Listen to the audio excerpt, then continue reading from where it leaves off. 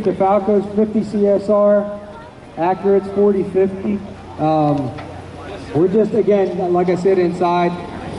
In this scenario, we're just trying to simulate a bus that maybe cut through some guardrail down the road, and he's 100 yards down from where he went through, and it has minimal damage, maybe some front end damage, undercarriage hurt a little bit, but the sides are intact. We're going to lift this bus up over the guardrail. Are we coming all the way around? Coming all the way around here? Yeah, so we're use one or the other. I mean, if the bus is towable, we can put it between the trucks. If not, if the truck bus needs to go in a bus trailer, we can kick it out here and put it in the lane of travel.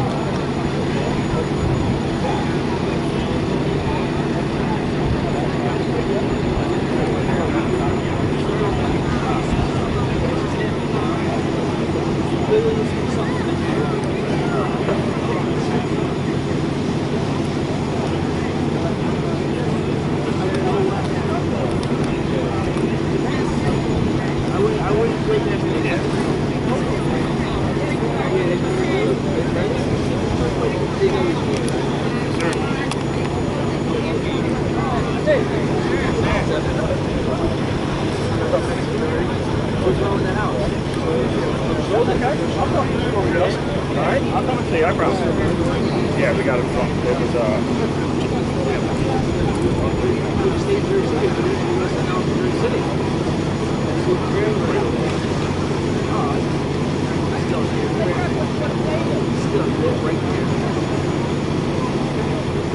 So to explain the rigging a little bit on this one, we played with this scenario yesterday ahead of time again. But we got 3/8 grade 100 chain ran through the wheel hole in the back and the handle in the back of the bus. We got a 1/2 inch V bridle up front to a master link. These are 8-foot straps on each side. That enabled us to keep the spreader bar choked down tight to the roof line, just above it. That way we don't run out of cable height when we're trying to come up. Because again, here we're going to try to, attempt to lift this bus up and be able to swing and pivot the bus if need be. If we were to take both cables, go down to the spreader bars high on each side, that puts a twist in the cable. Also puts a twist in the spreader bar. You're kind of wanting to fight each other. That way here, as the bus rotates through, the sliders get pushed forward. It pivots on the snatch block, becomes a single hook point, and works its way through. It also, up top, we have 10-foot endless loops. They're cut in half, down to 5 foot. The veer angle's a little bit sharper, but we're well within the rating of that bar anyway, so we decided to cut those in half, again, to keep our hook height from running out.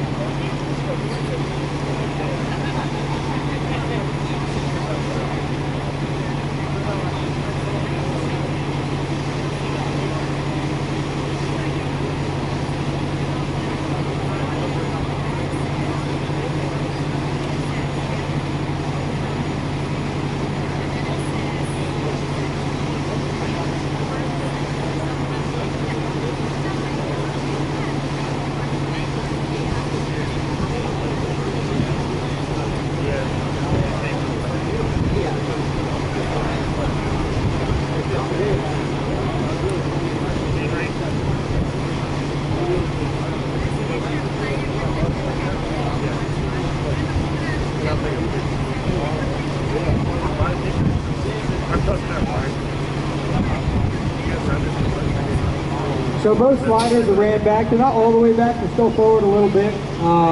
But for this scenario, to gain that extra reach off the corner here, they're slid back. Both booms are full extension. The truck, the DeFalco 50 CSR, has the majority of the weight, as most of you know. The bus, the engine, the trim, everything's concentrated in the rear of the bus. There's not nearly as much weight there. We'll actually give you the readouts on each remote as we lift, just to show you the difference. But that's more of like the balancing part of it. Ryan's going to lift here, depending on which way he goes, or how forward or backward he gets with that strap. It'll adjust the weight on the Accurate truck. Good. So they're just going to cable up here, get the bus high enough, then they'll work on getting it through in between the trucks.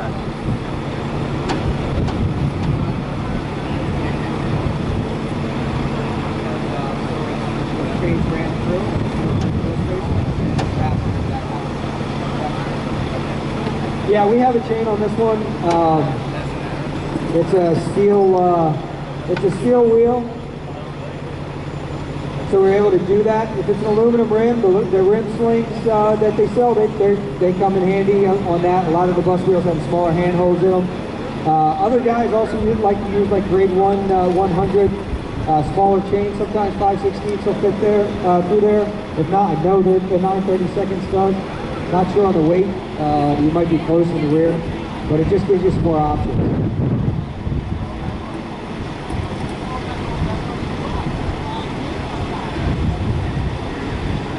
Walk through a little bit.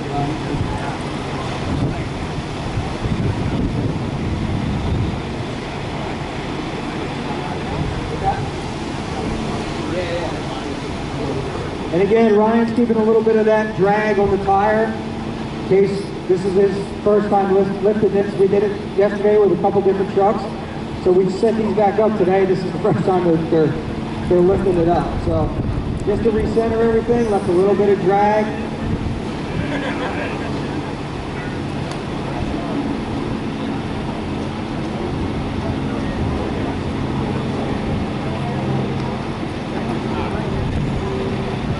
It's important also when you're linking your cables together like this, if you're going hook to hook and running single line, make sure that the dead line, I'll call it, on Ryan's truck here, it's the yellow cable, make sure that's sucked way up and you're just running the red. And again, just remember to keep an eye on the thimbles, whether it gets close to the block or up in the shift, just an added angle to pay attention to.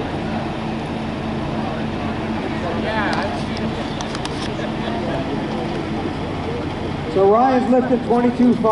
Matt, what's that truck have on it? Can you tell?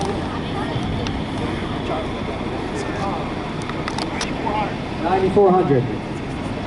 So you can see the split between the two trucks. You got 9,400 in the front, 22.5 in the rear.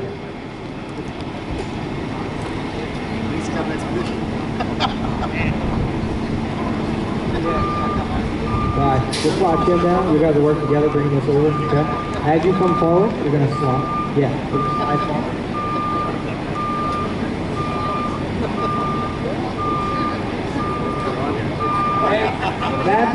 Matthew, he needs to go forward a little bit, gain some room.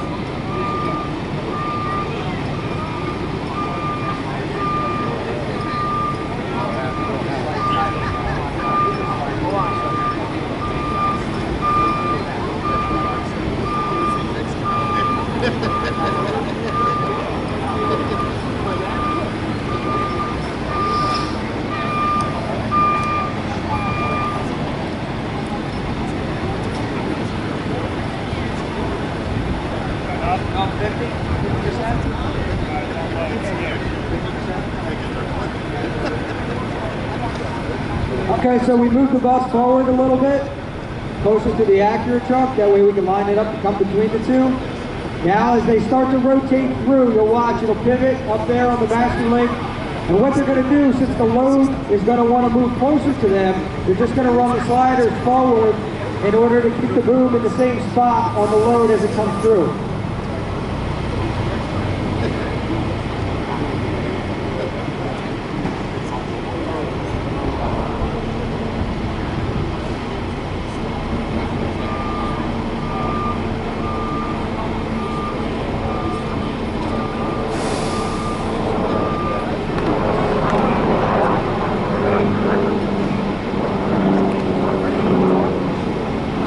Both these trucks on 50%. Again, just try to take our time, work it through. These guys never worked together before either, so they're first time working in tandem here.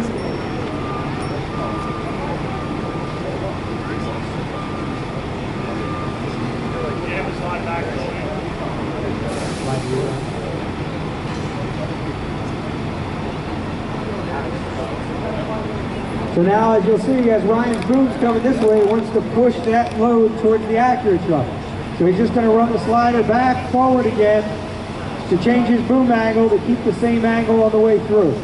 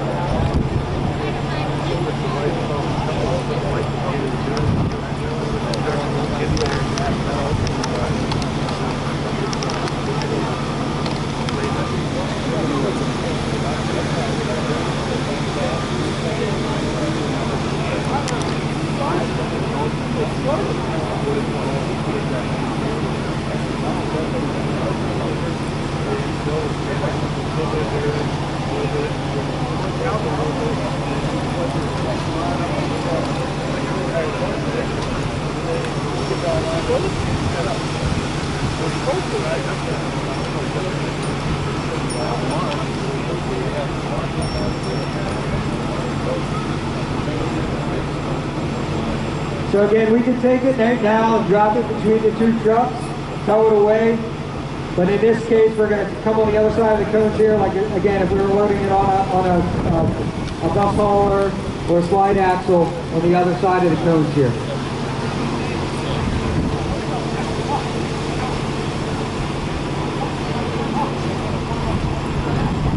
The forward truck will have to slide back a little bit. Ryan will have to adjust as he goes. Now again, your boom angle is going to change. Once you're past center and you're starting to work towards the corner, Ryan's shortening up, so the slider will have to work its way backward to keep the boom straight over the load.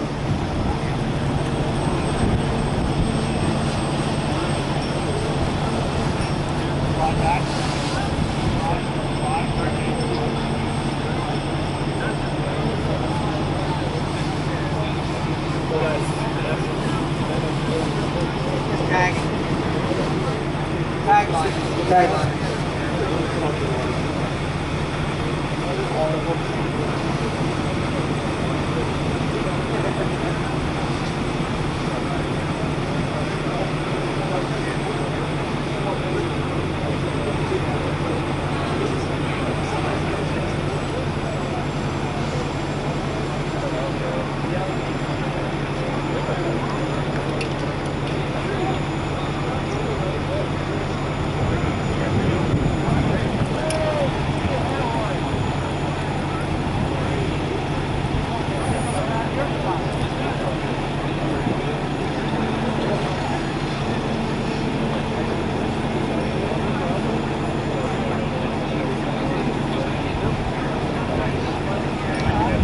So again, we just wanted to throw another tagline on just because we're working on a new side of the truck now. Again, we know that it picked up over there, stable. We're working back over here, but if for some reason, the ground changed or wind changed, the load can start to move further away. You want to be very, very cautious. Again, once the load is over the guardrail and back in between the trucks, it wouldn't be a bad idea to get it closer to the ground as you're working away from the truck. Anytime you're working away from your unit, you want to make sure that you're as close to the ground as you can be. That way, if you do have a failure or overloaded at any point, it doesn't have far to fall.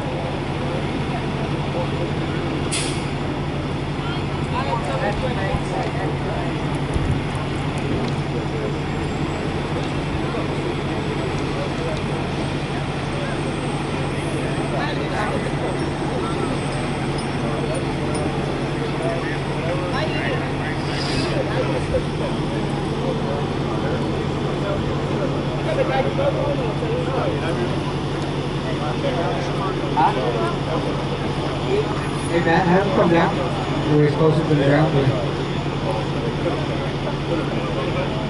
So then once you were out here, you can lift it back up, adjust whatever you needed to do. But again, like I said, moving away from the truck at any time. The other way, we're coming towards ourselves. So, as it jumped off the ground, if we were to have a situation where it was too heavy for the truck, you would see the outrigger start to come up.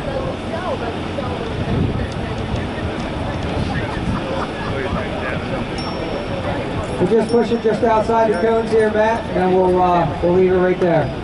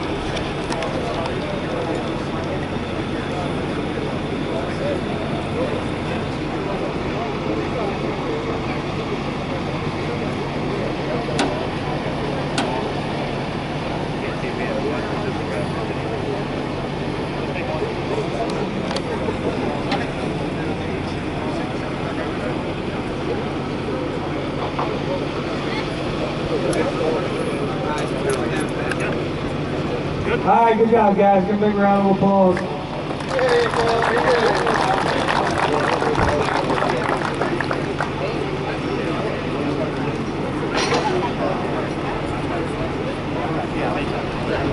Next, we're going to just peel right back over here to the mixer, to the single lane upright on the mixer in the ditch. That'll be the next scenario that we move to.